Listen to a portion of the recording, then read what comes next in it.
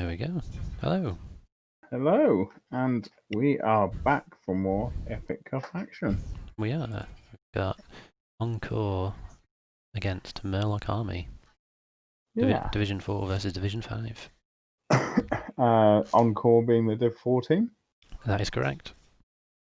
but MurlocArmy came second in Div 5, so they Yeah. are definitely not to be underestimated. No, we saw them early on in the season.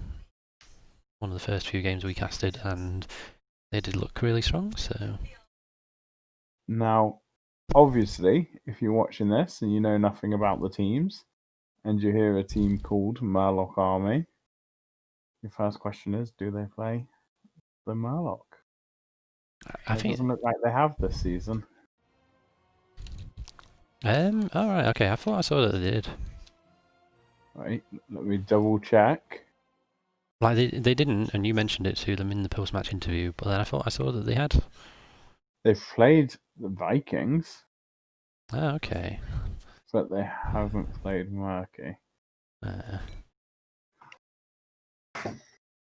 So first map bands coming out. Braxis banned out by MurlocArmy, Dragonshire by EnCore, Battlefield of Eternity, the second band from Murlocs.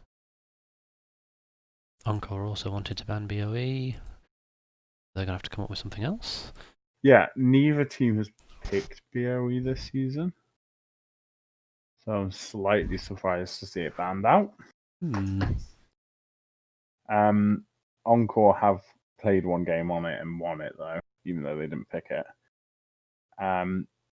Did you say Full Sky has been banned out yet? It hasn't, no. I'm very surprised not to see Full Sky banned by MurlocArmy. They've won on it 3 times, but they've never picked it, whereas EnCore's picked it 4 times. So I would have thought that would have been a comfort pick you would want to take away from EnCore. That makes sense.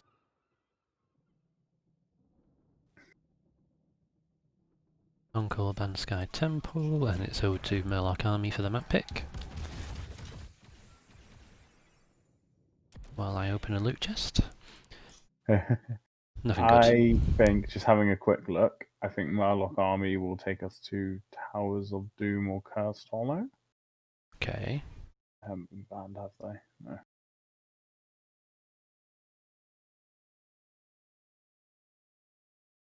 Yeah, last when we cast MurlocArmy earlier in the season, they picked a Nazebo up, along with a Chromium, Tomb of the Spider Queen, and they won, so... That's all that matters. That's all that matters. I mean, I suppose if you've got that Nazebo and you're on Tomb, you're double soaking. Why not? Yeah. There we go. Pick Tomb. So we might see it again. Quite possibly. This is actually the second time this season they've picked Tomb, so it's not one of their most go-to maps. But they're rocking a 66% win rate there, so yeah, feeling fairly confident.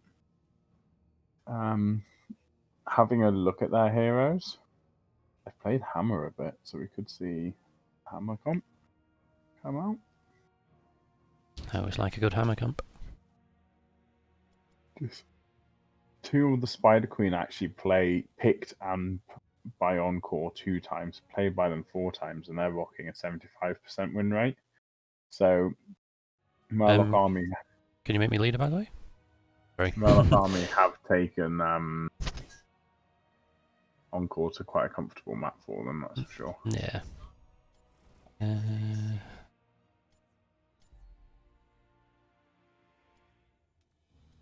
Sorry, get this created. Both teams possibly going to prioritize the Johanna pick here. What I would, so MurlocArmy have played Johanna 9 times this season and have 100% win rate when they have the Johanna. EnCore have picked Johanna 7 times. What does stand out to me though is they've also picked Blaze 6 times, so those could be interchangeable on this map. So it might be that if they don't get the Johanna, they're going to pick up the Blaze instead. MurlocArmy, their second most played tank is Diablo, followed by Varian and ETC. Okay. So I think we're going to see Johanna, and then depending on it, we'll either see the Diablo or the Blaze picked up.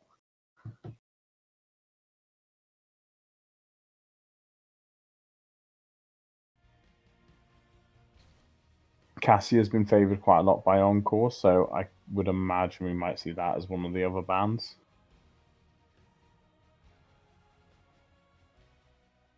Sorry, I'm paying more attention now.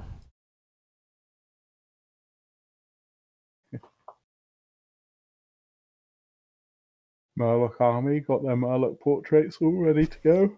Yeah, very nice. EnCore a little bit less coordinated.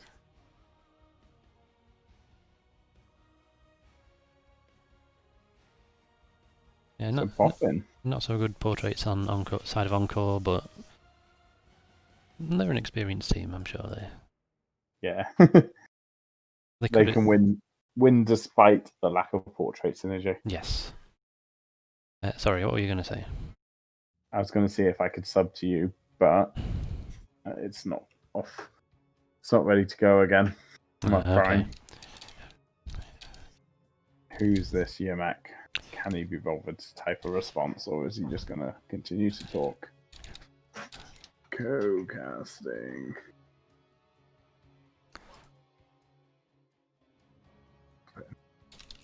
Oof. That was strenuous, that. Right, so we are ready. Yoshi's ready on the other stream. Just waiting for the teams to be ready. MurlocArmy are good to go.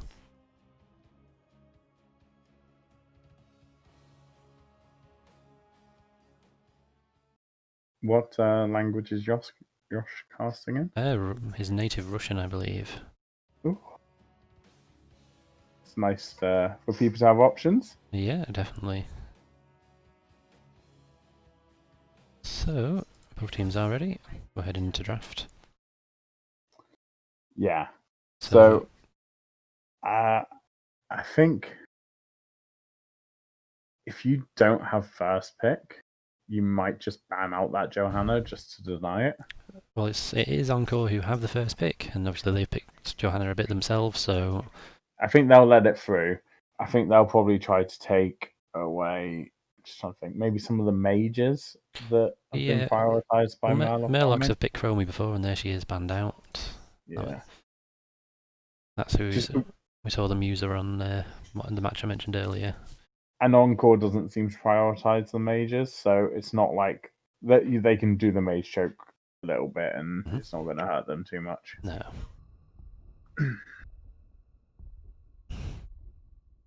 Now, will they ban the Johanna, or will they go for the Cassia?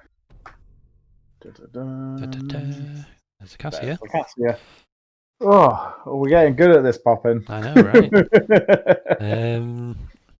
I mean, I think they could possibly play Cassia, Rhaegar together. So, right. I think taking that away saves you from a bit of a Bloodlust comp. Yeah. You might still see Bloodlust Jimmy. Could do. See a Tassadar ban here, maybe. There it is. There we go. Tried to get that in there before it happened. Couldn't resist. So, are they going to ban the Johanna or not? I think it'll be Johanna, Blaze, or Rhaegar. Maybe they're not too bothered about playing against the Johanna, and they think, well, just on the off chance they do let it through, we'll pick it up. Yeah. They might not care. EnCore have played Deckard 9 times, but this isn't necessarily his best map, so it wouldn't be the one I was most worried about, but we'll have to see if they... Sylvanas ban, okay. It's been picked 5 times, and they've got an 80% win rate on her. Maybe just worried about hard pushes with those spiders.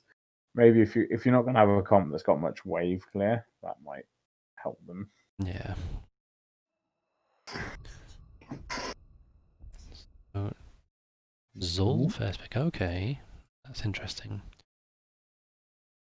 They have picked it looks Yeah, it looks like they do quite like CC change, so that Zul could just be a nice initiate for them. Yeah. There's a Johanna and Nazebo, which you mentioned we've seen the Nazebo before on this map. Yep, and their favoured Johanna. So we've got Zul to rotate and clear waves quickly. Nazebo's going to want to stack on them. Is Nazebo going to be able to do it fast enough to keep up with that, or? He's not going to be as fast, but he's still going to be able to rack up his stacks really quickly. Particularly if he's going around with a Johanna. I mean, it's pretty much the perfect setup for Nazebo to just get stacked. If I was EnCore, I'd already be trying to think of how do you slow that Nazebo? Do you try to draw them all into fights? Do you try to just slow the rotations? Or maybe try to push bot? Yeah. So, well, EnCore have gone for the Varian. So sort of an early game hero. I mean, compared to Nazebo, who's very late game, might be a bit of a responsive choice, maybe. Taunt with Zul as well. Yeah. Like if you get caught by that taunt, you've got the root, Decade Stun, sorry. Now we've just got to see what blow up they pick up. I do think it's going to be a Jimmy and something else. Not quite sure what now that the Orpheus banned. Maybe Jimmy Greymane. Well, and without their mages, they might be having a bit of a discussion here. Yeah, and we're in Sonya. So for EnCore, like Ebekasa is normally the main tank. So are they going to pick another, like a Diablo or some main tank Blaze mirrored in here maybe, and let's go for a very melee heavy setup? It's possible, but they're still going to need some sort of blow up here. Yeah. They are going to struggle to get kills, that's for sure. Because, I mean, it's not like MurlocArmy's comp is squishy. They are very tanky. Phoenix, Valera. Oh, hello. I didn't expect Valera. I mean, that's blow up, all right. Yeah. That'll work. Obviously, a nice small map for the Valera. It is a nice small map, but is it too small? Is it a bit hard? I mean, you need to catch people on rotations, don't you? That's the thing. When you've got a taunt to follow up or to go with, Valera is going to provide all the damage you need against most things. Okay, it's unexpected, but I like it. And the last pick for MurlocArmy is Hanzo. I'd be scared picking Hanzo into Valera, but... Do you feel like with the MurlocArmy comp, it's very much about that Nazebo Johanna getting stacks, and then the rest are just whatever's comfortable? Yeah, it looks like it. Might be going for Falling Sword Light Bomb, maybe? Leap Light Bomb? Leap Light Bomb with a Dragon Strike, or a Dragon Arrow, sorry. Probably a Dragon Arrow. Nobody's cool enough to pick Dragon Strike. So yeah, you've got a potential nice engage CC change, set up the Nazebo damage. I think the pressure is going to be on EnCore to really get that early game value. I know we discuss it a lot with variants anyway. With a variant, you want to get 4, you want to get as much value as possible before you hit 10. Yep. And especially before you hit 20 when he does start to tail off a bit. Whereas on the other side, obviously, the Nazebo is going to really start becoming very dangerous after 16, isn't he? Definitely. So it will all depend on how much pressure EnCore can put on early game. And do you think they'll be able to, or do you think MurlocArmy are going to push it to the late game and win? I do think they're going to be able to. I mean, actually, MurlocArmy's comp's all right for surviving these kind of CC chain blow up. But I actually think if this Valera player confidence and practice this a lot with the team, the Valera's going to be able to kill pretty much anyone there. Okay. I would not want to be Anduin, and I definitely wouldn't want to be Hanzo. Yeah, definitely not.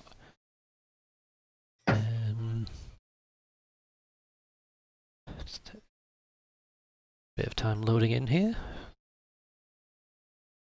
Who's on the potato? Who's on the potato? It looks like Decade. Probably me. It could be one of us as well, yeah. But Decade's bar was lagging behind a little bit there.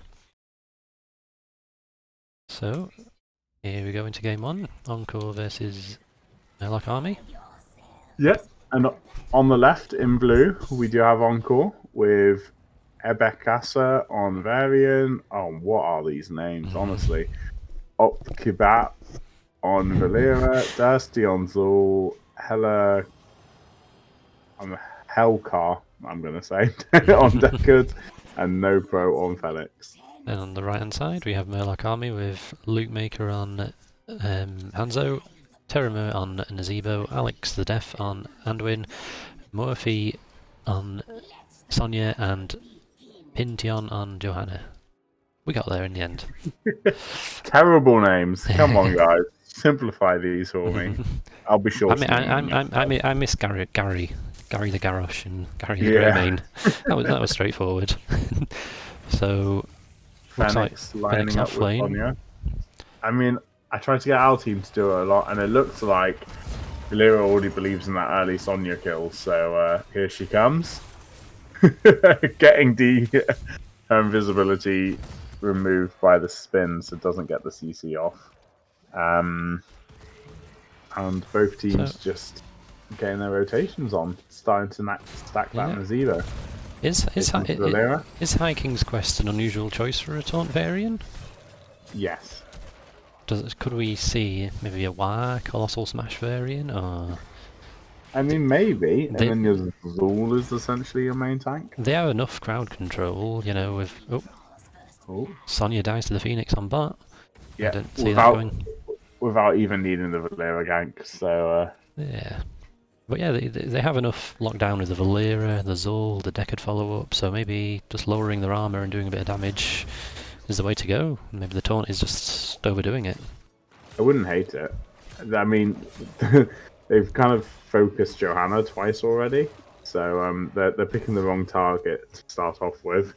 But I'm sure that will be rectified shortly. Valera getting the bottom siege camps, nice to see. Gets ignored too often, and that Fenix is still winning that lane against Sonya. She doesn't seem to have much of an answer to him at the moment, except for cooling down her hands though. Ooh. If that scatter arrow would have hit, that would have been close for Phoenix. Hanzo's going to invade. He could get in trouble here. I mean, he was actually lucky they backed out rather than trying to kill him there. Yeah. Everything seeming fairly as expected on the top two lanes. Nazebo's stacking up, Zul's clearing waves quickly.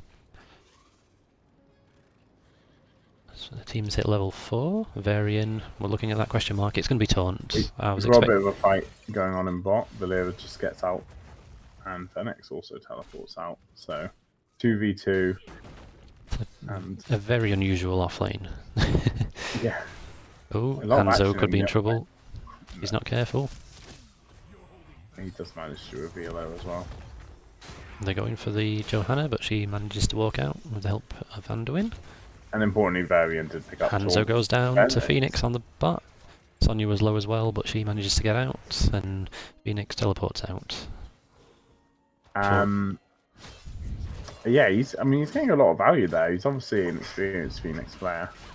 Falling Sword, Light Bomb, Leap, Spirit, plus. It is going to be a painful combo. It's whether or not they get the synergy off on it as well. It's lowering the Johanna's rotations. Does get the interrupt. Nice use of the blind. I mean, they've got the Deckard as well. If he goes stay a while, that's like a really good sort of, yeah, you know, cancel out that wombo, back up, you know. So we'll have to see. See if he can stay a while that Sonya before she leaps on him. Yeah.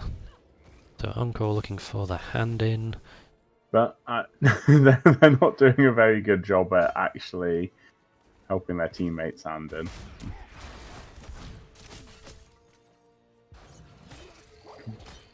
MurlocArmy keeping a good eye on that. Those hand-ins, it could be worth picking up, you know, maybe the bruises. It shouldn't take Zul long to pick them up, right? So that could be a good distraction for EnCore. Yeah, I think they want something to give them that opportunity to hand in, whether or not it's just forcing the 4-man team fight and hoping it works. Yeah, Zul should get this hand in here on. You're going to kill Sonya here. This is Sonya in trouble. Oh, just needed a bit more follow-up. Yeah. I didn't realise Fenix had back. quite so far. Speaking of which, he's going to get the hand in on bots. Anduin gets out, he saves his Johanna, who probably didn't need it, but better safe than sorry, right? Yeah.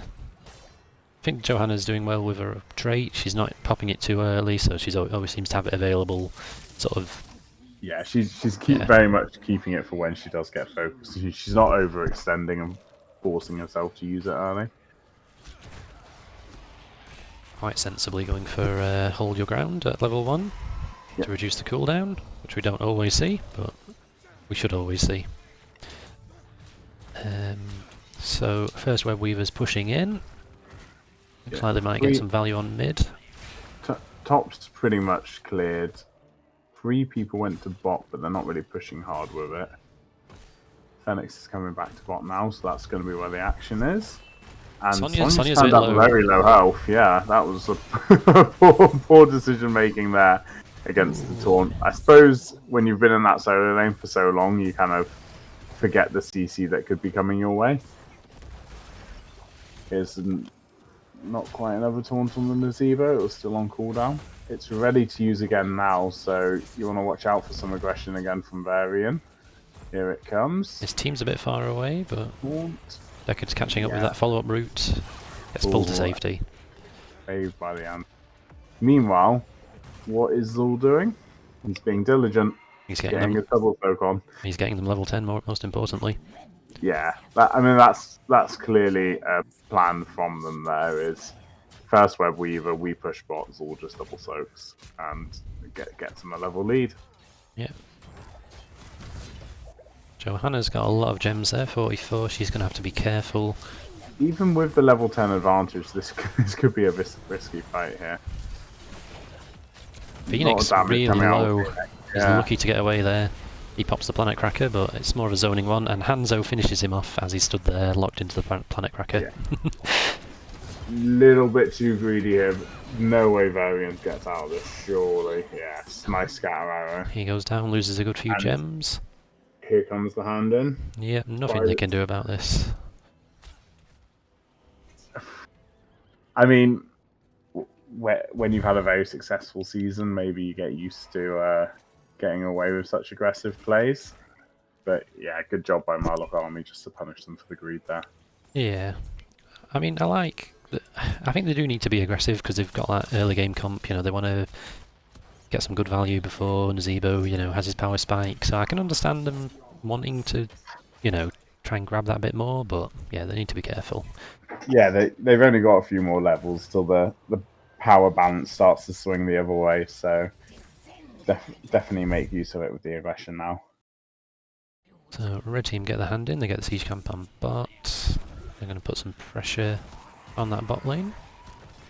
Yeah, it's going to be really nice for MurlocArmy if they get this bottom fort back, because obviously it just balances the map out for them. Mm-hmm. But they are, mid web weaver's gone, top web weaver's falling very quickly, so they will have EnCore collapsing on them very shortly. Nice blind on the Valera, just revealing her. Root out on the Nazebo, who's very low mana actually. Could be a problem for them if this fight goes on. And again, Valera gets revealed. Ooh, stay a while is interrupted. Stay a while interrupted. Here's the light bomb. They're going very aggressive on Deckard. Dragon arrow. Gets a big heal on himself. Ooh, nice Planet Cracker. Yeah, good Phoenix value. Johanna goes down to Zul. Here's a taunt. Anduin's in a lot of trouble. Yeah. And here's the stay a while. Just holds Nazebo there for the team to catch up. And Valera going straight on the Hanzo as well. She knows the team's going to finish off Nazebo. Yeah. Loses the confidence and runs away. I think that was a good call. I think she would have taken a lot of damage from that minion wave, and it would have been, one basic attack from Hanzo, and she'd have been dead. So good decision there. Yeah, when you've got that aggressive comp and you want to get that early lead, you can't then throw it away with greedy deaths. Can you? Exactly. So we didn't quite, cotton onto this straight away, but yeah, the Planet Cracker could be really nice. I assume that's why they picked that up, so that Phoenix can, go off soaking and then from across the map follow up on a taunt route and deliver out some big damage. So we've got that hugely telegraphed CC. He knows exactly where it's going to be, so it's like impossible for him to miss the Planet Cracker in certain situations. Yeah. That was a really nice one there to sort of zone away the Johanna, put out a lot of damage and save his team really. That was sort of the turning point of the fight. I'm a little surprised to see all 5 top and that we don't have like Zul double soaking again. Here's Yeah. the route on Sonya. She's already used the spin, so she's got no escape. Light bomb interrupted when the Johanna dies. Dragon arrow misses. Sonya going back in for the Phoenix kill, but doesn't happen. And Nazeebo, meanwhile, has cleared mid. He's about to clear bot. So they don't get huge value in terms of structures there. When we will see if mid is still to fall. I mean, I think it will be at the moment. Very slow for MurlocArmy to get there. It took them a while to finish off that top boss. But they are arriving now. They have Leap and Blessed Shield, so they can look for a bit of an engage. But you also need to watch out for all of those ults still available from EnCore. Yeah. I want to see them focus Johanna a little bit less. There's the leap on free in the back. Planet Cracker. Planet, good value from that Planet Cracker. Just stop the follow-up on the leap, really. Johanna goes down, but Nazeebo finishes his Toad quest. Meanwhile, he's also at 181 stacks, so as soon as they hit level 20, that's going to be a massive power spike. Was that a bit premature, that leap from Sonya? Was that the right time to engage, or it seemed a bit hasty, perhaps? Yeah, I don't know how ready the team was to follow up on it. But like I said, I mean, mainly I think it was the Planet Cracker that just deterred them from pushing in and following up. Yeah, that's true. Bomb Siege camp picked up. MurlocArmy can get a turn in, they have the gems for it. EnCore not quite, but EnCore are about to hit 16, so... Yeah, I mean, EnCore's starting to now control the hand in, so they're obviously getting ready for this fight. Varian a bit out of position here. He's going to get punished by this Sonya. Here's a light bomb to follow up on the leap. Nice. Very nicely done. I think as a Varian player, you just don't expect them to engage that hard on you in that situation. Yeah, to definitely. burn those 2 ults and actually be confident they'll result in your death. Yep. MurlocArmy don't have 16, but they should be able to get the hand in here. Sonya's got 39 gems, so she'll look to get those they in. just need to actually push forward and zone a bit. Okay, she's got those in. Yeah, looks like they'll be able to confirm that now. They should get 16 shortly, so they can get a bit of a push on and try and even up the map a bit. Mid and top and nicely push forward. So I think they just ignore bot and just make sure they secure both of those forts. Yeah, I would agree with that. Hanzo, maybe a little bit, yeah, take out these sieges or do a bit of damage so it pushes out naturally, but... Yeah. He now needs to think about getting to his team. Again, the root's going out on Johanna. It's just a little bit of a wasted combo because Johanna just walks back to safety. Valir is in trouble in the back. Yeah. But so is Anduin. Anduin goes down. Stairwell not able to save the Valera. Varian also getting low, but they secure the Johanna kill. Phoenix is now in the back line. Hanzo gets away barely. Oh, counter kill on Phoenix. Deleted, yeah. Sonya goes down as well. Go surely. Oh, Varian in Hanzo trouble. needs to be careful here. If Varian uses his Q, Hanzo's dead. Oh, nice kill by Hanzo. 2 really nice kills in that fight by Hanzo. He secured the Phoenix kill and he secured that Varian kill there. But I mean, if Varian had his Q off cooldown, I don't know if he did, he could have so easily killed that Hanzo. Definitely. Nicely done by both teams. It was swinging back and forth a bit there in that fight. Yeah, I mean, we completely missed the spiders and they didn't get any structure value from it because of the fights. Yeah. But I think if you're behind, you don't necessarily feel too upset with how that went. No, I think that's okay from their point of view. I mean, they got half the top 4 down. They did have 2 towers on top, so they got through that. Yeah. So most importantly, they're 1 step closer to level 20. Yes. They've got a bit of catching up to do still. But as long as they're still in this game when they hit 20, that huge power spike from the Nazeebo will be a problem for EnCore. Yeah. And I'm sure they'll have had situations like this before in this season where they know we got the late game, we'll come back. definitely. They take the top fort, which will help them towards level 20. EnCore secure the hand in on bots. They'll be hoping to get 20 soon, and they need to, I think for them, they need to finish soon. They need to find a kill or two here, push with the objective and win before the MurlocArmy reach 20.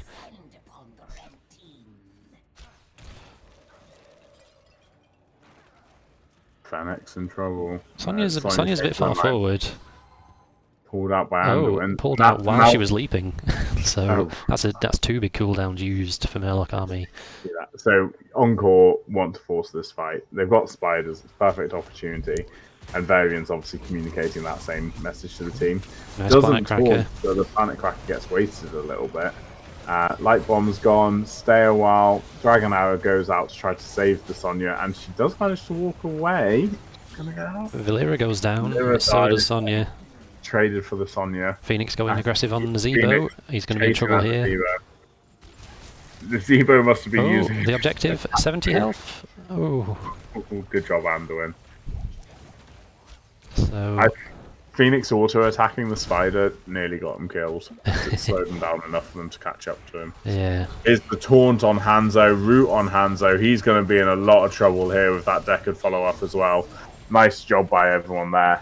Really diving that fort, securing that kill. That's going to be huge for them at this stage. That's a minute without Hanzo. They've got core pressure in top lane, but it's not going to be significant. I think they can just use that to make sure they secure this bottom keep. And probably look towards... No, not Nazebo. Root. That's what happens when you don't use your combo on Johanna. You start getting kills. Yes. So they don't want to lose Nazebo at this point, although by the time he's back they might have level 20, but are they going to have a core? That's the question. Looks like they should be able to deter EnCore here, for now at least. Rules backed, so yeah, they didn't have the will to go to core. I'd expect to see a boss play maybe here if they're feeling risky. They've got quite a lot of damage with Phoenix and Valera and Zul going for it on their own for now. Yeah, I mean, they've got the capability of putting out a fair amount of damage. It's whether or not they'll sustain it, but yeah, Varian gets there now, so they'll be fine. So, do you think Sonya can sense there at core, or do you think at boss? Sorry. There's only so much. I mean, I suppose the other camps are up, but oh, careful, Sonya. Yeah, they maybe need to do something like a bruiser camp, just so they've got a bit of pressure elsewhere on the map while they try to defend the boss. Well, they have a stack Nazebo, level 20. Stack Nazebo, level 20. They got every ult. This is where they demonstrate that 5-man wombo combo. Yes. Let the boss go past you and kill them behind the boss. Yes. There's the CC from the boss, and now's the opportunity to engage. Taunt out on Sonya. She gets the root as well. She's going to be able to spin out of that. Spins out of the root. They're all grouped up. The leap misses, and the light bomb gets the stun. So it wasn't quite perfectly executed, but they did group them up and do a fair bit of damage. But look at what Nazebo was doing the whole time. Yeah, he's been hitting the boss. Hitting that boss. He's defending the core well, and they do get the kill on Varian, so... They get the kill. So they actually effectively used their full combo, not to secure any kills, but just to keep them locked down so long that Zebo could just solo the boss. Yeah, I mean, it worked. You know, it's I don't hate it. No. From my perspective, obviously casting it, and as a player, I would have loved to see the Nazebo get a 5-person kill. But yeah, you know, saving the core, killing the boss, I guess it will have to do. It'll have to do. Zebo's up to 263 stack, so he's full of health and mana now. Yeah, and EnCore don't really take any time to lick their wounds. They go straight to getting camps. They're accepting the hand in, I guess. And yeah, looks like it. I mean, they're so pushed in, Valera could get in trouble there. She's a little bit overextended. She's got Cloak of Shadows to keep her safe for now. Blessed Shield misses, and the leap. And Blessed Shield. Nice spear from Sonya. But should be able to get her here. Oh, look at that movement speed. Still running. She's buying a lot of time for her team. Yeah, they should be clearing out the other lanes, but they're a bit too preoccupied with Valera. They're going to get the kill. Yeah. But they are going to get no value from those spiders. Yeah, they need to get those other waves cleared out quickly. And knowing that MurlocArmy's bot EnCore go tops try to clear that quickly, they're not going to be quick enough that they couldn't have been ganked there, but Murloc's just in no rush to get to top lane by the looks of it. Johanna wants to be aggressive. Her team's a bit far behind here, but EnCore can get away. Are they just going to have to... No, are they just going to have to settle for a mid fort here? It doesn't look like they can get much else from this objective. Hey, take that mid fort, get everything you can, right? Yeah, exactly. And more importantly, use that mid fort as an opportunity to look for a kill while they're still missing Valera. Yeah. You've got 20 seconds to make use of it. So Planet Cracker used, doesn't get much value. Does a bit of damage to the Web Weaver, but not much else. Maybe you thought if he could just clear the wave out, it would like deter them from coming. Yeah, I mean, who needs an objective? Look at how much damage those toads are doing to those towers. Yeah, you know, it's putting his zombie wall down to soak up some shots and start throwing some toads in. Toads essentially did about a third of that tower health there, I would guess. Yeah, pretty much. So neither team has enough for a hand in. EnCore have a nice couple of open paths to the core if they can just get a pick or two. So MurlocArmy do need to be careful. Because once they get these bruisers, there's not going to be really much else on the map for all the teams to do. I think we're going to see a very decisive fight come out here. Yeah, if I was MurlocArmy, I'd want to wait till the boss is up and then force a fight over there. Some nice tight choke points, you get your light bomb value, you get Nazebo toads putting out a lot of damage. You know, that's what I would be looking for. Yeah, whereas you see the way EnCore are backing out here and getting back to safety. I suppose they want to fight under the safety of their keeps. But Phoenix loses nearly all of his shield to a scatter arrow and repositions around to safety. So let's see these toads chunking away the tower health. You've got to do something. You've got to engage them rather than just letting them keep throwing at you. Valera really actually acting as almost the sole deterrent there. She starts flanking and it just makes them all think twice and back out. Again, just a stalemate. There's not much to do in the way of objectives for both teams. So they're looking for the fight. It's only 15 seconds on the boss, so someone could start looking towards doing that. Oh, Hanzo's in big trouble. Horns on Hanzo. Oh, the leap countered again. Anduin went to pull Hanzo and said stop the leap. Stairwell sets him up nicely. Here's the light bomb, but only gets Varian. Johanna's in a lot of trouble here. She's used her trait. She's taunted and she's killed. Same time Sonya falls. And Hanzo is going to die to poison unless Anduin. No heal for Hanzo. And the core, meanwhile, is dying all on its own accord. To be honest, I literally think Anduin went to use his trait to pull the Hanzo out. I think it was the Hanzo. It was, Missed because the Sonya leaped over the Hanzo and ended up pulling the Sonya out while she was leaping. Yes, I saw him grab the wrong person, and I wasn't sure how he did it, but yeah, that makes sense. Yeah, so that literally just wasted Sonya's ult, which would have really nicely set up the engage for them. So that final fight could have gone the other way. I'm sure they will be feeling a bit sorry about that. That's definitely what the fuck moment. get that one clipped. So game one goes to EnCore. So MurlocArmy, they looked quite good in that match. They came back when you expected them to with their comp. They took some nice fights. They stayed in the game until that stage as well. So hopefully an exciting game 2 to come. Maybe even a game 3. So I think it'll be really interesting to see who takes map pick here. And like that map, like I said, it was almost quite neutral ground for both teams. Yeah. So if one team gets to a map that the other one doesn't play, it could significantly swing the fight in their direction. Oh, was that points for me? Might have been. So yeah, game 1 to EnCore. So EnCore have played one match already in the Epic Cup. That was against Zoul, Z-O-U-L, Division 5, and they won that 2-0. And this is MurlocArmy's first match in the group stage. Now, here's the important question. Yes. anything from that first game that you would fear enough to ban out? Depends on the map, doesn't it? Yeah, I don't think there was anything there that was played to such a level that, I mean, maybe the Hanzo actually. Yeah, there were some nice Hanzo plays there. There was some nice Hanzo plays there. I mean, perhaps if you're MurlocArmy, you ban out your own Anduin. Stop that counter synergy again. Yeah, that was just unfortunate. There were some good saves, there were some good leaps, and then just There every was so often they cancelled there each was other out. another time earlier on as well, yeah. So twice that I saw that the pull stopped the leap. I just don't save people when I'm playing Anduin. It's easier that way. Oh, yeah, just let us die. If we get ourselves in trouble, we deserve it. Exactly. So MurlocArmy decide they want first pick, and EnCore pick towers. Interesting. So MurlocArmy have actually picked Towers of Doom 3 times, and EnCore have picked it twice. So again, we're onto neutral ground here, really. Both teams like this map. MurlocArmy are rocking a 33% win rate on Towers of Doom, despite the fact they picked it 3 times.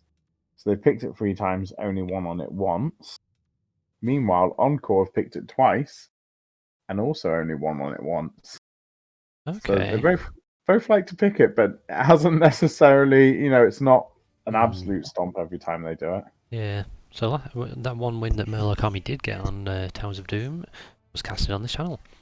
Yay! It was. I saw Labby out a second. Yeah, so what we saw them pick up that time was Diablo, Oriel, Tassadar, Greymane, and an offlane Thrall. So, and that was quite dominant. They had 19 kills to 3 against Coffee Heroes. So, I was really hoping you were going to say that was the time they played their Vikings. no, it wasn't. Sadly not. We won't see those again then. Well, you never know. It is a great map for them, so it could happen. Now, the Deckard plays, obviously there were some nice stay a whiles there. This is a very strong Deckard map. Yes. So I would perhaps be thinking about banning that one out.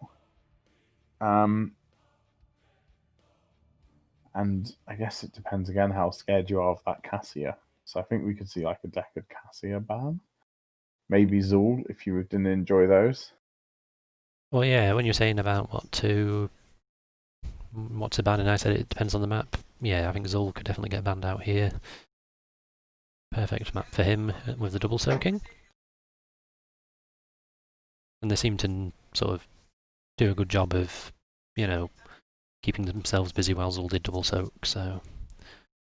And I'm trying to look the other way at what you would ban against Murloc. I'm kind of actually favour of keeping the bans the same. Yeah. Is this the map that they do their hammer comp on, though? Probably not. Maybe fear a hammer comp, but stick with that Tassadar Chromie ban. Or maybe Tassadar Hanzo after what you've just suffered. Yeah, possibly. Getting into draft now.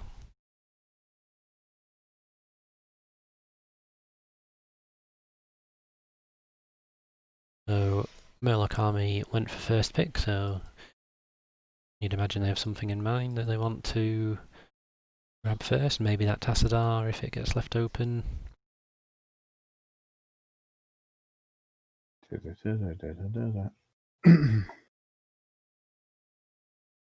Yeah, what was it? Cassia and what else did they ban first? They banned Cassia and what was it? Was it a Sylvanas? It was, yes. Yeah, that's right. That's right. Yep. Yeah, we were expecting a Johanna ban, but it was Sylvanas. I mean, Sylvanas is viable on this map. Yeah, so there's Anna. Interesting. Maybe they know something we don't. Maybe this is like Nano Boost Anna with a mouthfeel or something like that. Yeah. But... So in this match that I keep referring to that we casted, MurlocArmy did ban Zul against the team that day. So especially after losing to it there, I wouldn't be surprised to see them ban it out. Maybe If you do that, you're allowing the Cassia and Deckard through. maybe they want the Cassia for themselves and they're okay with the Deckard, perhaps? They banned out Anna, so you wouldn't ban out the Anna if you were terrified of the Deckard, right? They have played Cassia, so you could be right. Ooh. Like, I'm not saying they shouldn't be scared of the Deckard, but Chromie banned out again. And Sylvanas again. I think we'll see Tassadar now. I think Yeah, Tassadar and then the very... bans are pretty much the same. The only difference being Anna instead of Cassia, which suggests that MurlocArmy want to pick her up. Oops, she gets banned out. There you go. So that leaves Tassadar open, which they have played quite a few times. I think me and you, Poppin, are the only people that play heroes that just don't respect Cassia. I think you're right, yeah. We're always just like, yeah, we'll let it through. We'll just Yeah. deal with it. Yes. Yeah, I'm sure one day we'll get stomped by a Cassia and then we'll realise. I've been getting stomped by Cassia for ages, but you're just like too busy tanking in their backline while Cassia's like in our backline, killing us all. Yeah. I don't care enough about my team. Nope. So there's the Tassadar, as we expected. You're expecting a Deckard. What else will we see? There's the Zol. No surprises there in Deckard. If it works, why change it? Yeah. Expecting to see maybe the Oriole here, maybe Diablo. Or maybe that Comfort Johanna.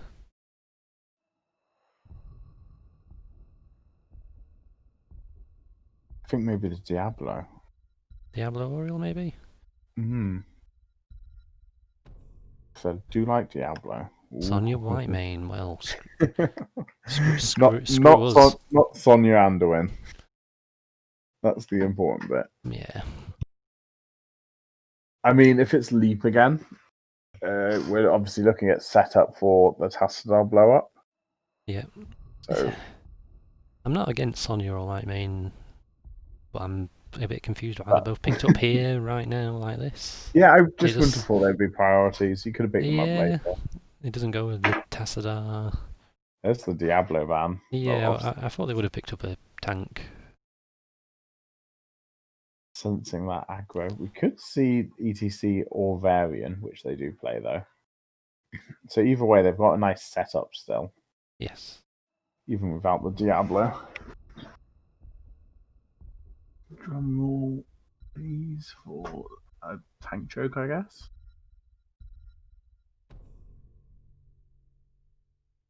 There's the Varian ban. So Johanna, ETC, both open. If I was EnCore, I'd think about taking that ETC myself. Yeah. It's a nice, obviously engaged for them. It's a nice denial pick as well. They go for the Johanna. Comfort.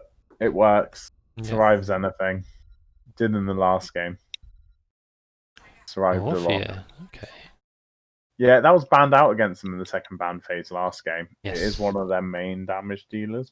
It's certainly their most picked mage, I think. So I'm not too surprised. It's really easy, obviously, with a Zul to just land that off your damage. Ooh, some bets already coming in. Everyone throwing their points at Team A. See what Team B pick up. They've got two heroes, Imperious, Sergeant Hammer. So main tank Imperious, which last match we casted had a 100% win rate. It looked really good. Sergeant Hammer, an interesting pick. It can be hard for Orphea to push into that. They really need to. Imperious is good, but is he going to survive as all route followed up by an Orphea? Hard to say. I know what Whitemane can put an absolute nuke of healing on him, but then she's going to be out of mana. And they're going to be thinking about trying to save that. You know what? I'm going against the majority. I believe in the Hammer. Believe in the main tank Imperious. You've got a Force Wall to save him. You've got Whitemane. Obviously, you've got a bit of CC. If that Orphea's going to be able to hit him so easily, though, she does so much damage. Mm. I think Orphea's my favourite mage at the moment. Oh, I kind of want to join you on betting against. I think my head is saying EnCore's going to win. They've got the better draft. But my heart is with that hammer. You don't have to. You don't have to bet against me. There's enough people betting on EnCore, so. I know. This would be the one time I can bet on your side. Fuck it. I'm going to bet with MurlocArmy. Oh, Bean's bet with MurlocArmy. It's AFK against the world. Yeah, let's do it. I'll be back in 5 seconds. I'm going to grab a drink. Everyone from AFK for Coco, putting their points on MurlocArmy here. You want the hammer to win, even if we know it's not sensible. You guys can have some points stolen away from us. I've got enough. I don't need them anymore. So here we are. Game number 2. It's 1-0 to EnCore. The Epic Cup. How do you feel about swapping who reads out each? No, I'll stick with it. Okay. We've got Da on Zul, EB on Johanna, Hell on Deckard, OP on Hanzo, and No Pro on Orphea. And on the right hand side we have MurlocArmy. We have Lootmaker on Sergeant Hammer, Alex the Def on Whitemane, Morphe on the Sonya once again, Terramur on Tassadar, and Pintion on Imperius. We're going to see a 2-3 split, is it, from EnCore? I mean, they've not got a great double soaker. That's a bit of a problem. I think they're just preparing for the sort of hammer split push cheese. Yeah, they're trying to work out where it's going to turn up. Yeah, they were just ready for Hammer to start wailing on those towers on This Orphea is already going to hurt Hammer now when she comes in. Oh, she gets found by the mines. It's fine. You got an invisible Imperius, but Hanzo has the sense check. And Sonya goes top. Now, the rotation is going to be slowed by Orphea, who actually takes a chunk of damage on that. So, a Q build Orphea. I'm not against it, but it never seems popular. It's because people don't have that confidence in their own ability to land skill shots on it. It is very nice. I think it's more sustainy as well. And sustain, yeah. That's it's more sustain rather. You give up the burst talents for the sort of sustain, you know, Q. So. And as a Tassadar, like, that's pretty much your nightmare, right? You just can't hit her. Exactly. She gets spell shield, she gets mobility. Ooh, I thought Imperius was going to be in a bit more trouble there than he actually was.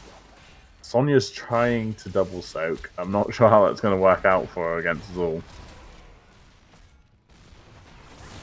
Hammer's going to be in trouble here. Manages to get out. I mean, Zul's missing a bit of soak on mid. He might just be able to grab it, but Sonya's definitely not falling behind too much just yet. Neither team picking up the camp particularly early. Just sort of posturing around bot. Anton joining AFK for Coco and throwing away his points on Hammer. Not throwing even though he expects it to be a painful game for the Hammer. We'll see. Surprised no one has picked up camps yet. Yeah, looks like EnCore are going to send Hanzo and Orphea to it now. Yeah, because I mean, as you can see, they're just not able to push him with the hammer right now because there is the damage that can. So EnCore get theirs, MurlocArmy start theirs, but we could see an invade from EnCore, perhaps.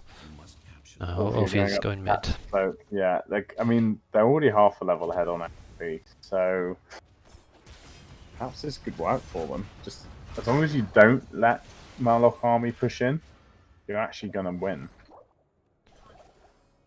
Yeah. So MurlocArmy need to push it on here and try and get Hammer set up. And avoid getting zoned out. Deckard's going to channel and it's going to be really hard to interrupt him there. Yeah, and they are zoned. Yeah. So Hammer taking a lot of damage. EnCore will be very happy.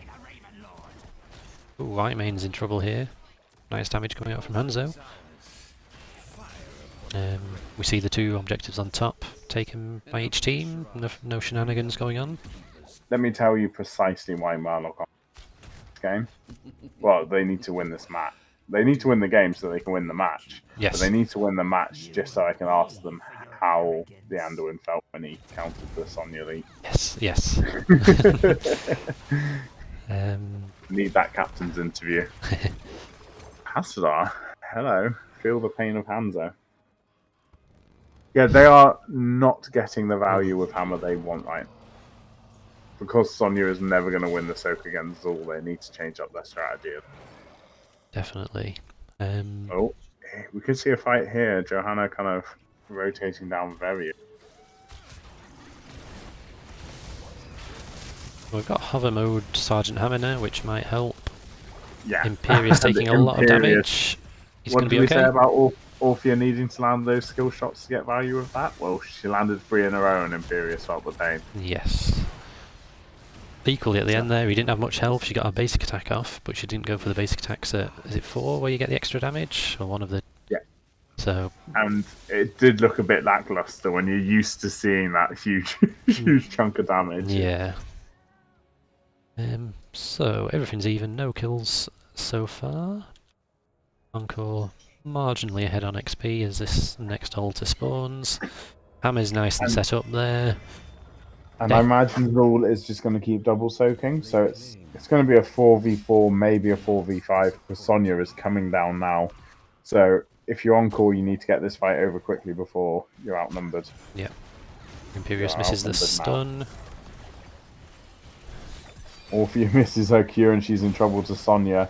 They're actually quite grouped up there, so Tastar's going to get a nice bit of value in those choke points. Yeah, here comes Zul. And Hanzo's in trouble. Nice bit, and there's the Tastar follow-up. Absolute pain. Orphea gets out with a sliver of health.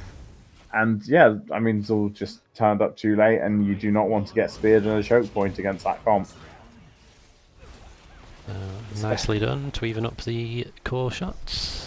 Hammer wants to push in, but the rest of the team doesn't. Looks like they might just go for the camp, which is a sensible choice.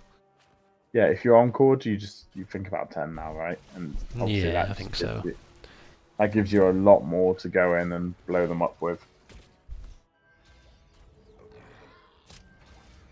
Both camps picked up. Yeah, they actually were surprisingly struggling to get to that hammer in that last fight.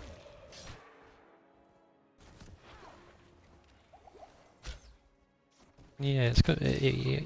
Walking through all the damage, the Hasadar damage, it can be tricky for them. Imperious might be in a bit of trouble here. Ooh, oh yes, look at that! Absolutely deleted. Dragon Arrow with Eternal Feast, Blessed Shield, and beautiful. Where did their health go? And after having just said that EnCore doesn't want to get caught in choke points, you do not want to get caught grouped up against that either. Definitely not. It's very nicely done. I'm sure we've tried this before, Boppin. Have we? Did it ever look like that? No, definitely not quite like that. The health bar has just disappeared. I mean, to be fair, it's not like they got a huge amount of Eternal Feast value, because I think it only actually got to hit them once before they yeah, but it looked really good. It looked nice. Yeah, Sonya used Leap on top to save herself, so that's down for another 30 seconds as these two objectives spawn. Spears out on Orphea. She takes a bit of damage, but she's going to get out alive. Johanna just walks straight into them. Sonya is still chasing Orphea around in circles, but look at EnCore, all half health now already. They are not going to be able to get to this hammer. Spear gets Johanna. She's used her trait, and she dies to the BFG. Beautiful. Fucking love to see that. And Orphea is dead down. as well. Hanzo's Zul's in not trouble. Favor. Zul is dead. There's no way he walked away from that. Hanzo deleted. Stay a while. Nice leap. Stay a while was able to keep them asleep long enough so you could walk into the middle of them and die. So it's one altar apiece for the teams. I think did Deckard get that bottom one? Was it? And that's why he sort of appeared with the stay a while. Yeah, he would have almost been better to get it and just go to the bush below him and try backing. Yeah, so a 5 for nothing in terms of kills just in that team fight, so nicely done by MurlocArmy, and they push on and take that fort, so taking full advantage. Does he want to pause it? Should we ask? No, it's up to them. If He you seems have fine. lags, pause it and sort it out. Kick your housemates off the internet. So MurlocArmy picking up their camp as EnCore tried to take the bottom fort back, and they should be able to get it back fairly quickly.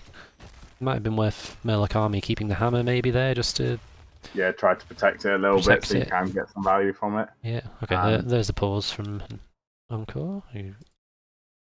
Just as the fight's about to initiate. I mean, they should be able to disengage from that trait. Yeah, the fort's got a little bit of health, so we'll see. We could even see EnCore go aggressive here and go for the big stun combo again.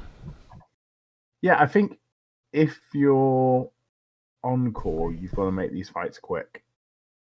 You've got to almost stay out of that hammer range until you decide to go.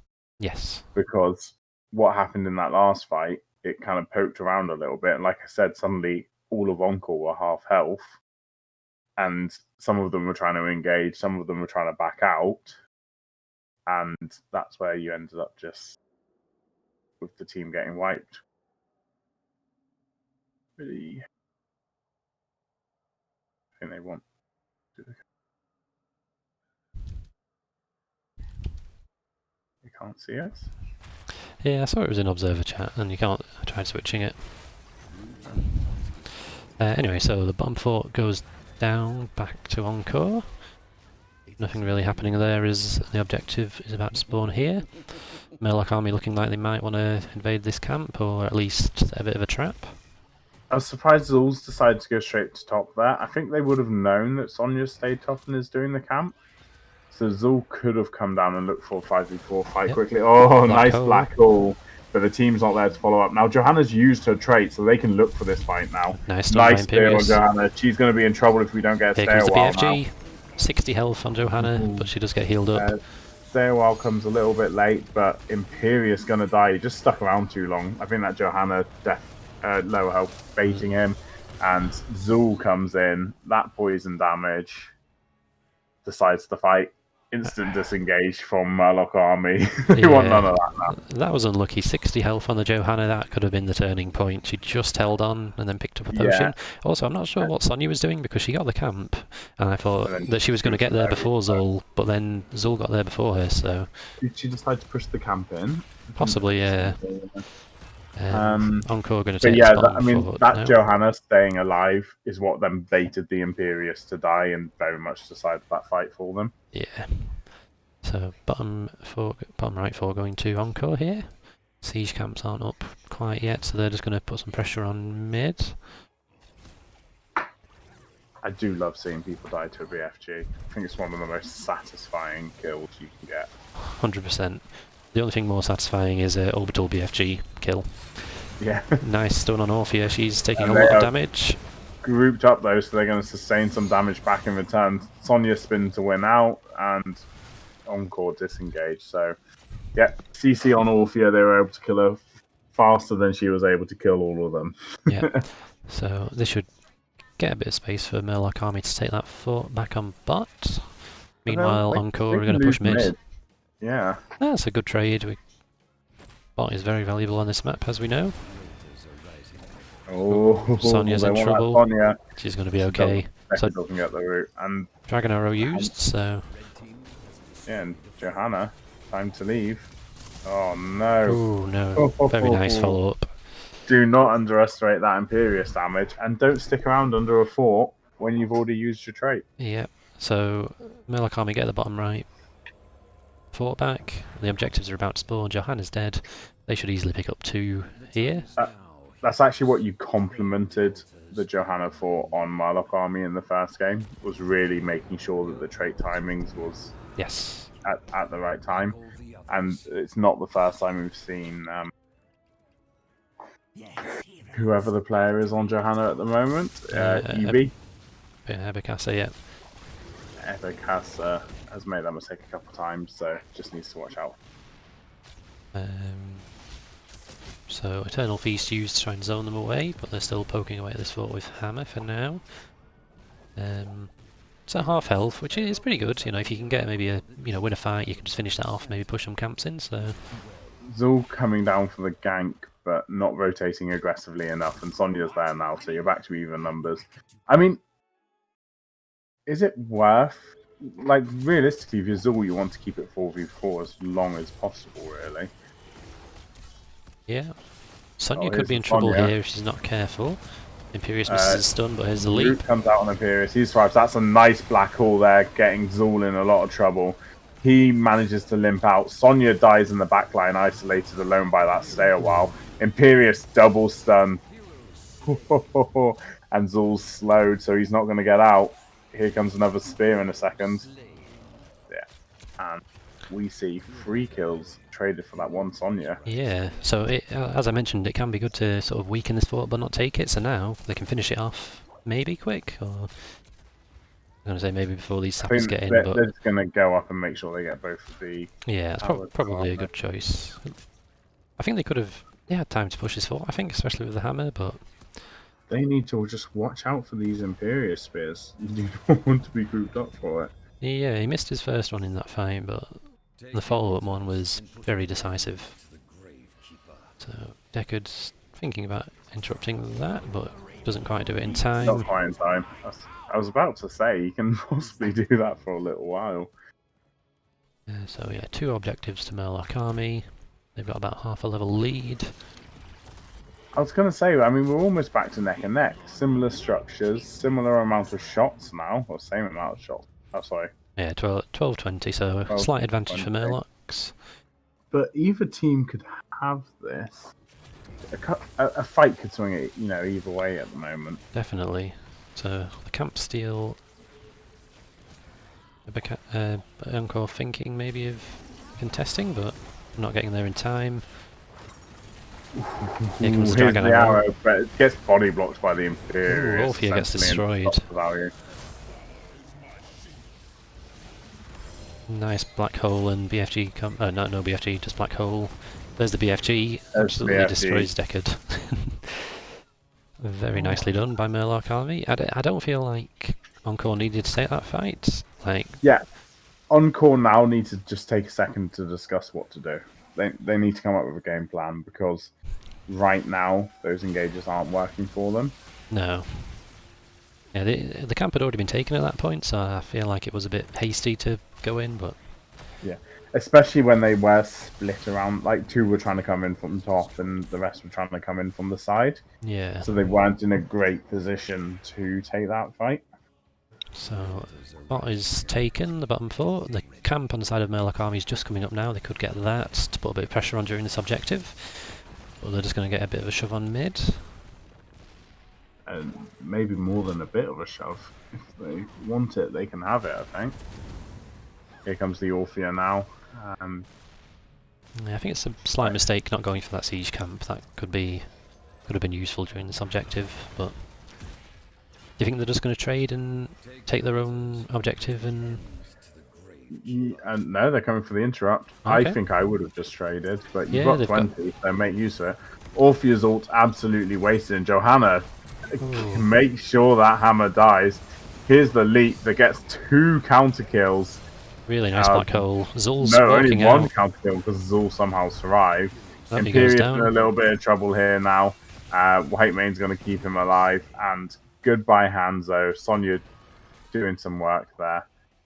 Got Johanna coming back around, but I mean, realistically, is she just going to get herself in trouble? I think so. Yeah, definitely need to be careful. Unstoppable's used. And you've used your unstoppable, and here comes the spear from Imperious. You are potentially in a lot of trouble here.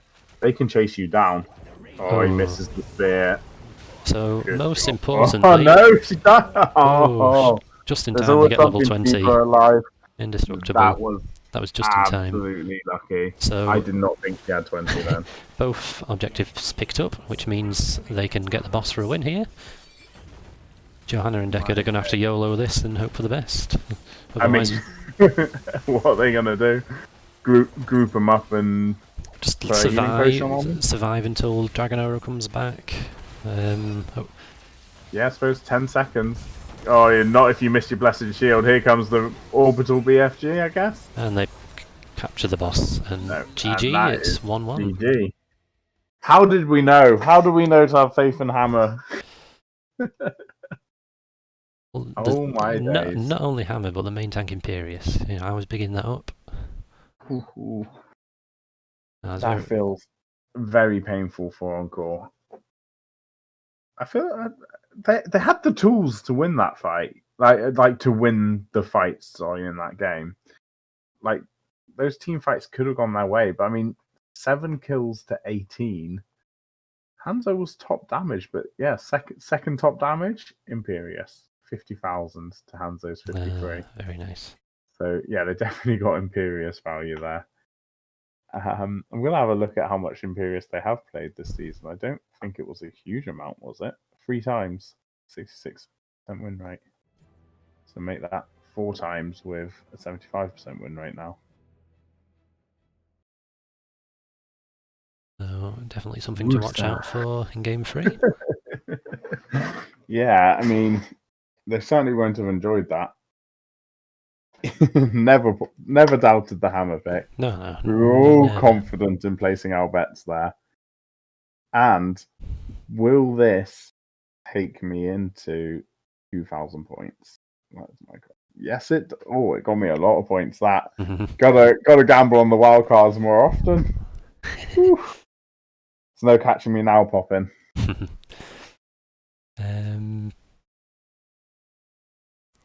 So 1-1 now. It's over to EnCore to decide if they want map pick or first pick. I don't think either team are going to hugely favour map pick now. I think if you're MurlocArmy, you take us to Cursed Hollow. If you're EnCore, you take us to Ultimate Pass. Okay.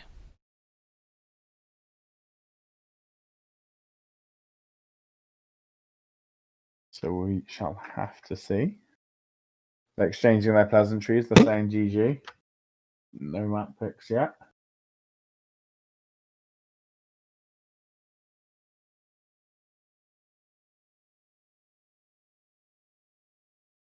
Okay, so it's going to be a slight delay as one of the EnCore players is restarting their PC. Oh, you can't do that to us. Not after that game. Come on. Then, We want the finale. We want to know. So EnCore go for first pick. So First pick. I'm not too surprised at that because a lot of their preferred maps have been blown through now. So if I was MurlocArmy, I'd be taking Cursed Hollow. It's not only has it not been picked by them, I don't think they've played on Cursed Hollow yet. Okay. Yes, they haven't even played on Cursed Hollow this season. Yeah, that could be quite a good Whereas choice. it's been picked twice by MurlocArmy. I hope they pick it, and I hope they do their murky comp. their murky comp that we don't know exists yet. Sorry, I meant Vikings. Oh, but okay. Obviously, talking about MurlocArmy, it was a bit of a slip. Yeah. Give Well. us Vikings. Drum roll. There is typing. We shall have to see.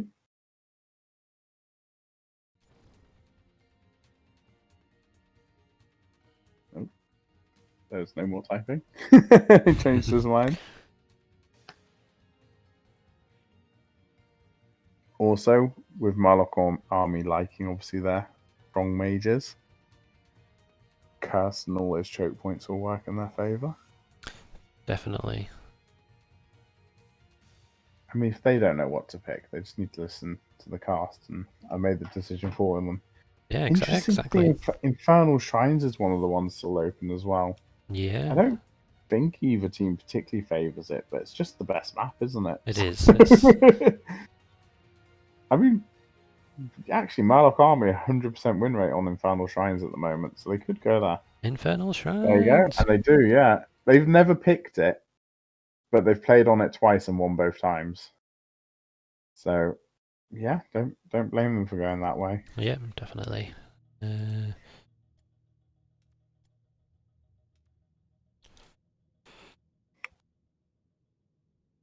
wonder. I mean, we could get Hammer again. You could get exactly the same comp on this map and it would work. Yeah, it would all fit. Oh wait, where did you go? Why did you fall out of the lobby? I'm here. Yeah. Here we go. Everyone's joining the lobby, getting ready for some excitement, getting ready for some bans. Ban out Imperius.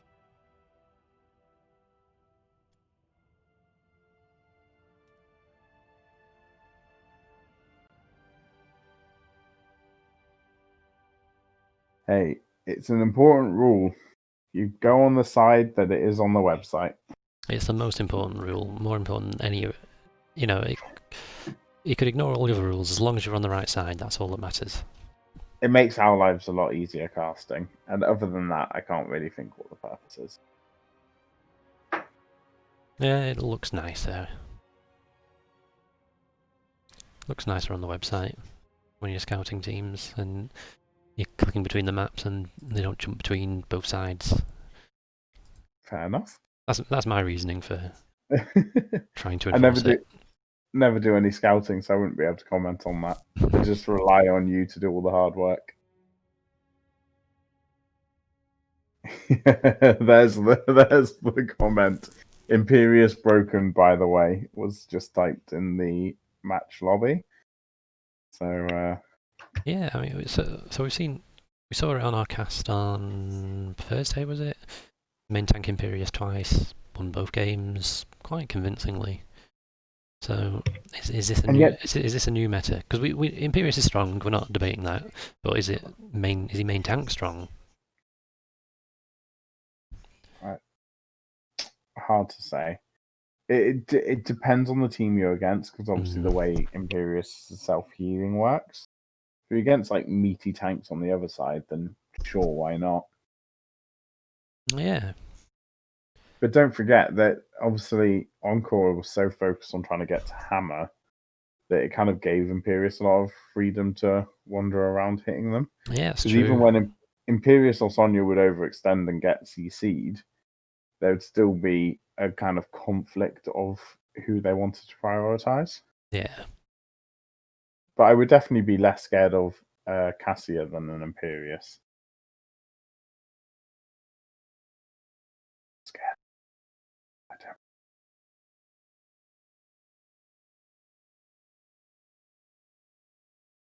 So just waiting for the last player to join the lobby. You best turn up soon because it's getting towards my bedtime. That's right. So hopefully we'll get underway soon. Do you think we'll go back to the bans from the first match? So, or do you think that EnCore will try and, manipulate a Tassadar or a Cassia maybe? At this stage, I'd almost go back to a clean slate for looking at who I'd ban for this game. Yeah. And just try to think on what I've seen, what's going to be the biggest issue on this map. Tassadar could be a problem again. Yeah. So I've got a lot of damage out, and there were some nice black holes here. Would I be as worried about the Chromie? Yeah, we've not seen it, but it's worked well for them in the past. Tassadar Chromie bans, I think, would be my priority. Okay. From EnCore. And going the other way, I think they're so scared of the Cassio, it'll be that. And I think if you're going to ban out a Sylvanas, this is the map to do it on. Yeah, definitely. So I think Cassio Sylvanas bans. So everyone's here now. Just waiting on EnCore to be ready. The one problem with doing the Cassio Sylvanas ban is you let that Deckard through again. Yeah, and this is, if you ask me, what's a Deckard map? Yeah, Got to be this one, right? Yeah. And it didn't feel like he got a huge amount of value in that last game, but there was still some nice stairwells that did swing team fights. I know it's hard to forget about that one stairwell that was himself alone in trouble. We shall have to see. We shall see. Where's this button? We are in draft now. There we are.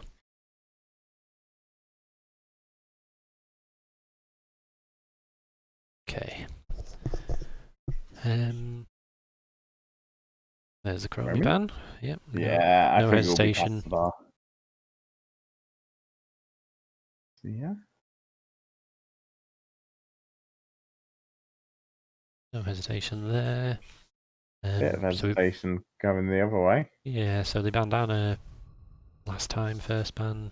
Cassia on the first map, so we might see the Cassia ban here.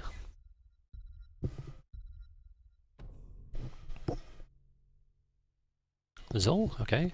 So it worked on I the mean, first map, not on the second, but they're banning it he's out this time. very good. And that poison over damage, even that game they just lost, was Yeah, some of the scariest stuff they had to face. that's true. The only issue here is that now EnCore can get Cassia or Tassadar if they want. Cassia, Tassadar, or Sylvanas. I think they Yeah, might ban Tassadar. they banned Sonya, Sonya. which MurlocArmy have played twice, so Yeah. MurlocArmy can ban Cassia or Tassadar, EnCore get the other, or they can ban neither and then let them take one and pick the other one. So And maybe they're partially thinking if they're not going to have Zul, they might have struggle a bit more against that Sonya in the solo lane. yeah, maybe. Just pick Phoenix again and ruin her.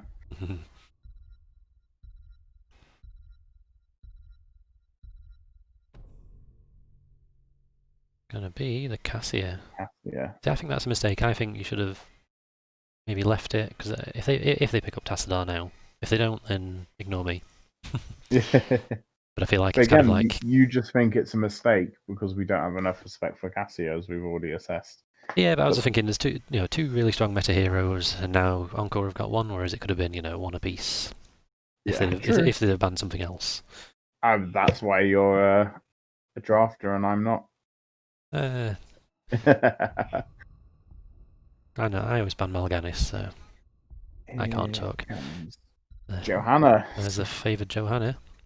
Swapping sides again. Lunara, okay. Okay, I mean, good for vision. Obviously, Good fighting around vision, the objective. She's good for clearing the objective out as well. definitely. And Good at defending the hey, Immortals, can put out a lot of damage on them. And we see the return of the Varian. oh, and the Imperious Revenge. This is gonna be painful. Yes. I mean, luckily Lunara's fairly good at avoiding, obviously, getting knocked down here. Yep. So does Johanna. But you've only got your Iron Skin once, and then it's on a fairly lengthy cooldown. Torn Taunt, Imperious Spear Spear, damage from him. Forceful. Tassadar damage on top of it. That's going to be painful. Rhaegar ban. I think that. I mean, Bloodlust would be nice with that. Yeah, MurlocArmy need to sort of pick something to bring the fight to EnCore. Like if you just let them, focus one person if you're down. MurlocArmy and you're looking at this, you're kind of going, "Oh, what do I play? I don't want to be caught by that." I mean, as a support,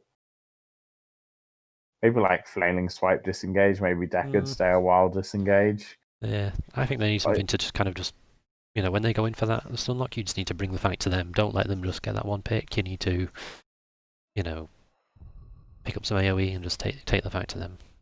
Do they play Alex Straza? I mean, that would be the way.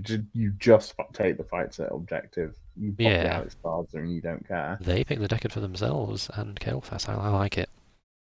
Yeah, I mean, the Deckard's just got that big no thank you button where you just put the stay a while down and go. Yeah, or even fine. If they go in on someone, Deckard can put all his crowd control down. Kael'thas has his stun, living bomb. It makes it harder, I think, for Varian and Imperious to kind of follow up on each other's CC. Sleeping Dart setup, Nano Boost, Mouthfeel. Ooh. We're going to see some aggression in this game. Yeah. Final pick. What do you take? Solo laner. Sundering It would be. Earthquake Fall. Yeah, Fall could be a good option, I think. Nothing else stands out. Blaze maybe. AoE stuns. Yeah, gives the bunker as well. Luna up. That's Thrall. I like it. That's a good choice. What were you thinking? I've got to go with that Imperious. Yeah. Imperious with Tassadar, no one can survive it. Mhm. Like, I don't even... That Deckard could land every potion on whoever's hit.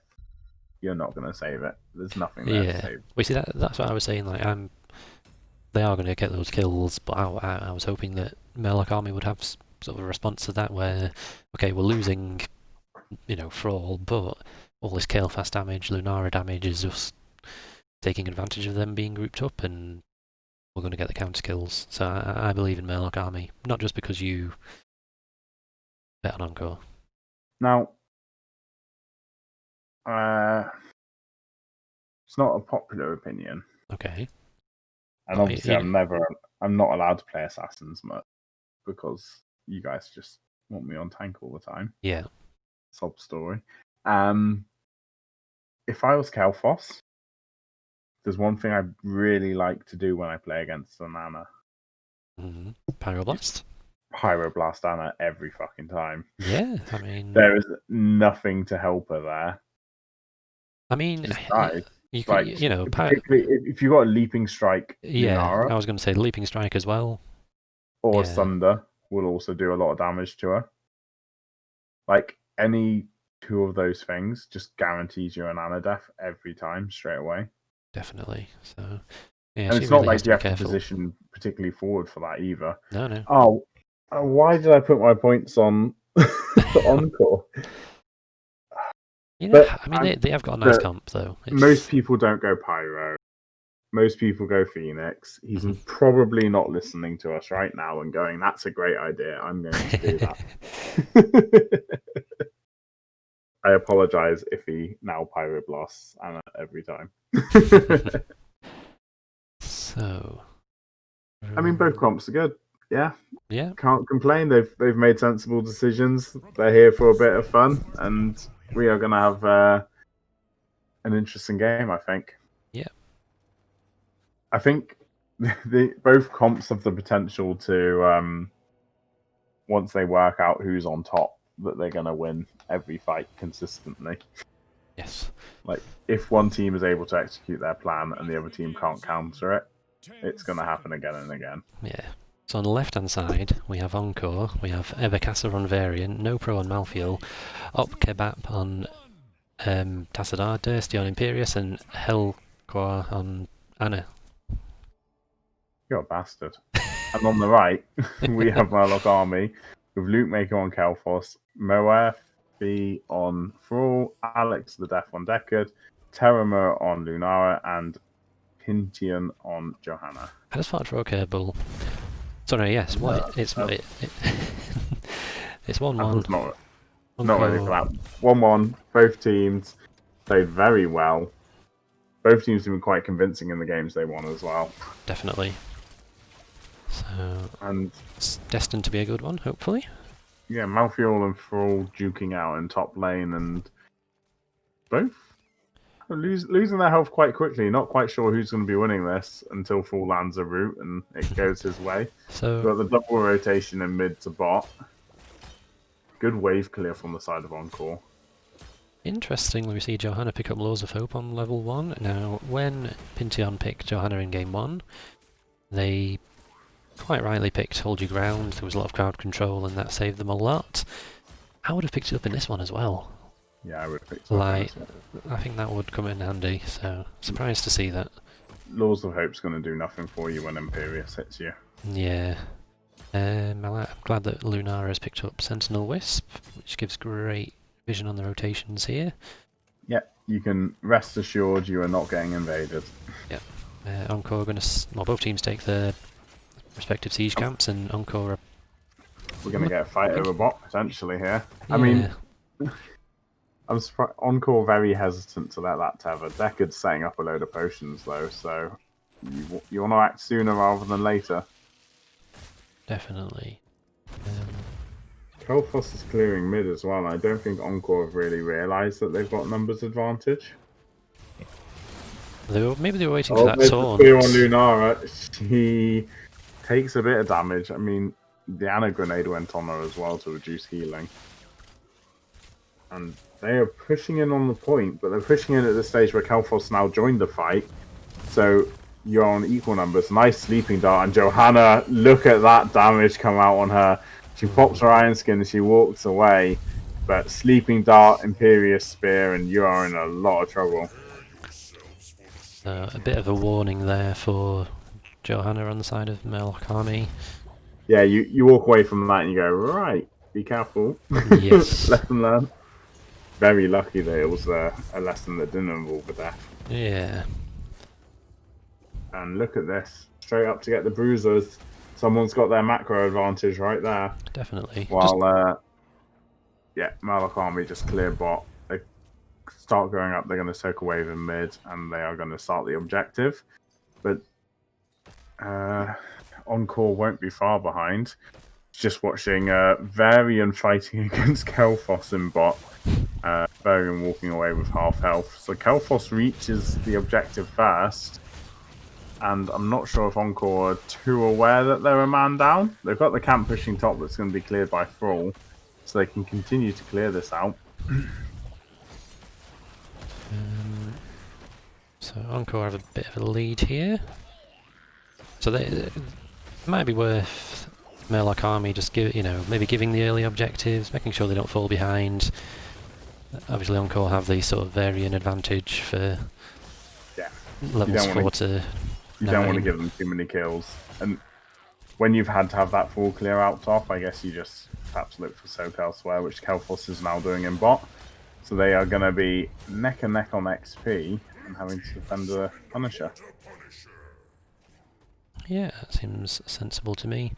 Lunara not going for the extra damage to non-heroes, interestingly. I thought that would have been picked up. Yeah, but I thought that was going to be the main reason why you picked Lunara, to be honest. Yeah. So we'll have to see how she does in the team fight instead. Yep. Nevertheless, this Punisher goes down very quickly. The wall and the gate go down, but the towers are just hanging on, so not much really gained from that. Both teams still fairly even. Just a question. I'm asking the Johanna main here. That level 4, it seems a bit unusual.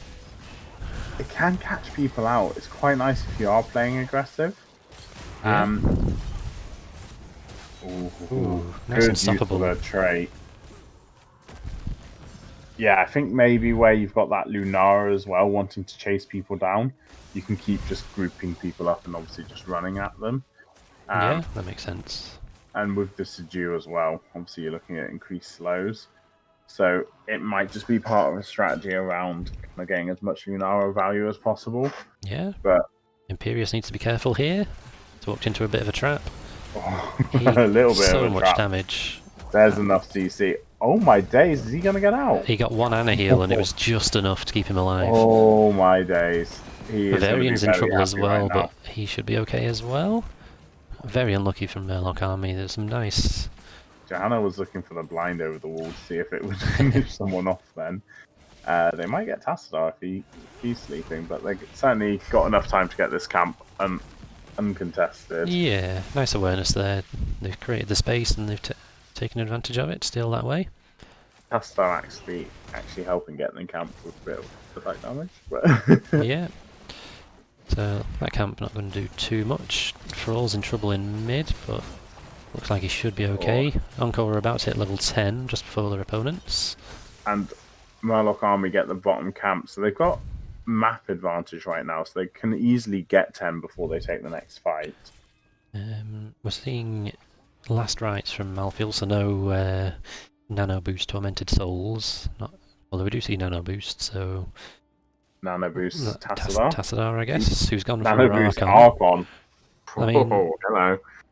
I mean, Archon doesn't help with your abilities in any way, does it? It's just the it's just the auto-attack damage, but when you then combine that with the fact you can spam his Q and put out a load of spell damage as well, I imagine it's going to be painful. We'll have to see. Last Rites goes out on the wrong target there. Either way, the shield on Kel'Thas probably would have kept him alive. Yeah, looks like it. So, Nano Boost and Last Rites used there. Blessed Shield was used a little earlier by Johanna. They're not on the longest cooldowns, so they might be fine. Stay a while finally picked up, and... Thornwood Vine from Lunara. Interesting choice, but... wanting to stay safe rather than die. I mean, they've got the pyro, so Oh, they have, yes, very nice. Anna, beware. So we've got a 5v4 on bots, but Thrall takes a lot of damage. Nice thunder to separate Varian. Should get out okay there. I mean, Anna's doing Archon's absolute work keeping her team alive at the moment, isn't she? Landing every skill shot and just saving them. So We didn't see Pyro. We saw every other ult come out, but not Pyro. yeah, Pyro might have been able to finish Tassadar at some point there, but it doesn't get used. I think he was possibly saving it for the Anno, who managed to keep her health high. Nano on the Malfield, who's gone in, and he's going to kill Deckard. Kelphos gets away again because of a shield, but yeah, Deckard got absolutely deleted. There's the spear on Thrall, which is going to allow them to chase down. Is there a Q from the Tassadar? Oh no, he gets away, and it's enough. I mean, they've got the Deckard kill. They're going to clear this objective out, and I think they're going to get this uncontested now. Yeah, without doubt. Yeah, there was a couple of moments there. If they'd just managed to secure a kill on bot, then that could have been an easy objective for MurlocArmy, but EnCore turn it around, get the kill on Deckard, and they're presumably going to be able to get this bottom fort if they push hard enough with it. First blood at level 12. Yeah, it's taken a while to get that first kill. I mean, both teams are lucky to have not lost lives earlier, and like I said, I think all hats off to Hell on Anna for the heals that they've put out so far. Nice sleeping dart, followed up by Punisher. Oh my days, that's deleted. Malfield's chasing this Deckard down, and there's no way Deckard gets away, especially not with a force wall. Last Rites finishes Deckard off. Perfect engage. That sleeping dart was such a nice setup when you know that Punisher jump's about to come in. Yeah, that's perfectly done. It was 5v4 as again. well. Get ready for it to happen again. Yeah, Kelphos, be careful. Look at that. Oh, Spear gets interrupted, and Kelphos gets away with a sliver of his health. And yeah, that is how you draft a team for following up on Punisher jumps. Yeah, so Thrall was busy trying to double soak there, so it's 5v4, so maybe MurlocArmy would have been better off to either back off or call down Thrall perhaps, but yeah. Part of the keep wall's gone, the fort was taken, so a good objective for EnCore. And they're almost a level behind, but actually, considering how that push felt, they're very much still in this game. Thrall is needing to be careful here, though. They're all mounted up, they're chasing you down. Luckily, he gets away. Yeah, you good. He still needs to be careful, he's quite